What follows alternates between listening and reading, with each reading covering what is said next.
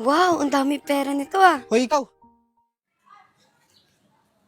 Ate, pengi naman po. Pangkain lang. Ayoko naman.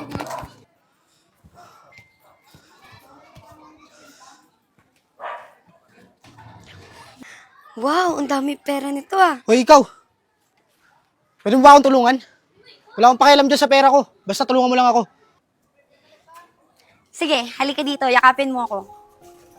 Ha? Ano sinasabi mo? Dali na, gusto mo ng tulong, di ba? Sige na nga. Asan siya? Yari siya sa akin.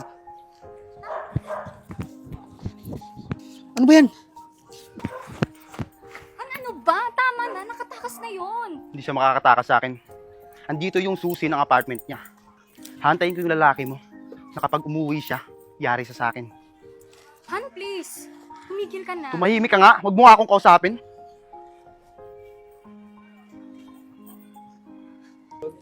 Basta akong bahala sa'yo. Sige na nga. Ma'am, sir, pahingi naman po pangkain lang. Ayan, wala na sila. Okay ka lang ba? Bitaw mo nga ako. Ang dumi-dumi ng kamay mo. Ano bang gagawin ko? Hindi ako pwede maging pulubi. Katulad ko? Ano ka ba? Sige, akin na tong pera mo. Ikaw na ngayon yung magiging pulubi. At ako nang magiging mayaman. Bye! Hoy, yung pera ko!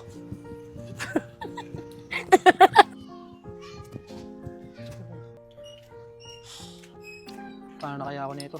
Hoy, teka! Hindi ako pulubi!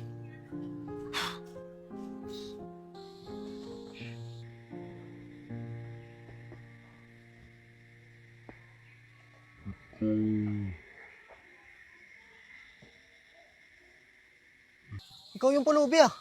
Tsaka ano to? Tsaka ano to? Tsaka hindi ako pulubi. Alam ko. Kaya, asawa na kita ngayon. Ikaw, napaka. Terrible? Oo, alam ko. At may balak akong tumira sa apartment mo. Kaya isot mo na sa akin yung sing-sing. Bilisan mo. Salamat ka, wala akong magagawa. Hubarin mo na yung damit mo dahil ililibing ka ng asawa mo sa gulong to. Bilis! Sa gulong to. Tagal! Saglit, ito na.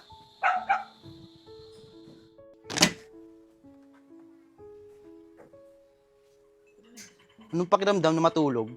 Nakasama yung asawa ko. Oh! Yung asawa pala siya? Nasaan siya? Nasa hukay. Nakabaon na sa lupa. Oh! Ginawa mo yon? Oo naman, bakit hindi? Deserve niya naman pala.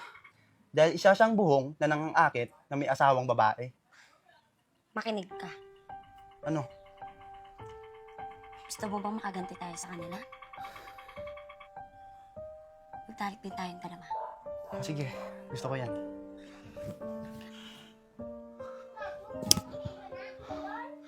Ano? Lolokohin mo rin yung asawa mo? Babalik ko na siguro. Serve mo rin ang kaparusahan. Gusto mo ilibing kita? Babalik ko na siguro.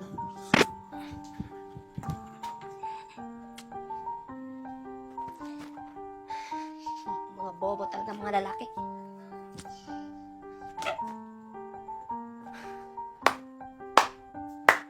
Ang galing mo no? Paano mo nagawa yun? Well, Tsaka may sasabihin pala ako. Baka gusto mo lumabas tayo. ni umupo sa iisang mesa. Hindi ko gagawin yun, no? Bakit naman? Pasensya ka na, ha?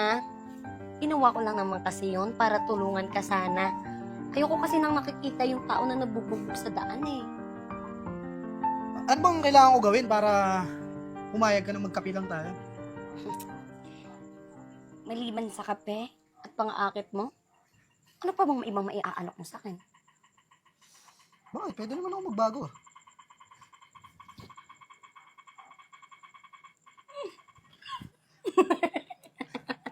Ay po.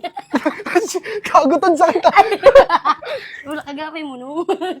Hindi, sige na, banding na. Ah, sige. Ah!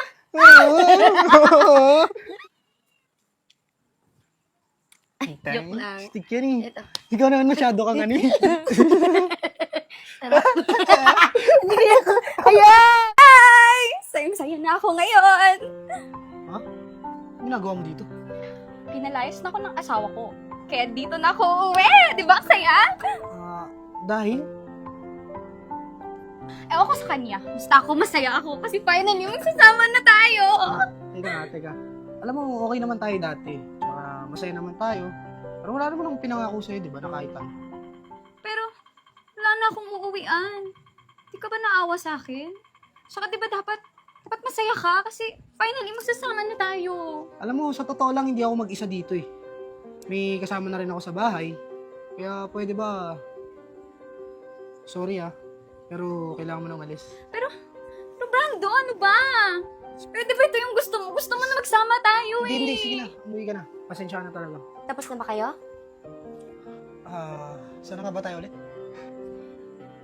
Sa katotohanan, isa kang manluloko at homewrecker na hindi na magbabago. Teka lang, ba't ka nagkakaganyan? Parang nagagalit ka. Saan galing yan? Alam mo ba kung bakit ako naging pulube? Bakit? Dahil pinalayas din ako ng asawa ko. Kagaya niya. Teka, iba ka naman sa kanila tsaka hindi naman kita pinapalayas, di ba? Katulad ka lang rin naman ng mga lalaki dyan. Ng mga manluloko. Ano ba ang gusto mong gawin para di ka na umalis? Wala kang ibang dapat na gawin. Maliban na lang sa maramdaman mo rin kung ano yung ginawa mo sa mga taong saktan mo. Walang kwenta.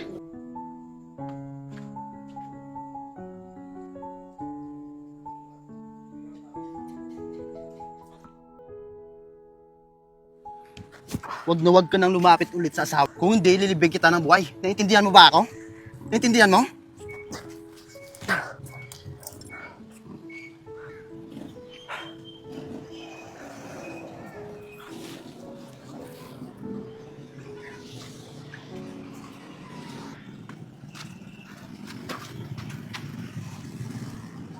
Siya ba yung gumawa nito sa'yo?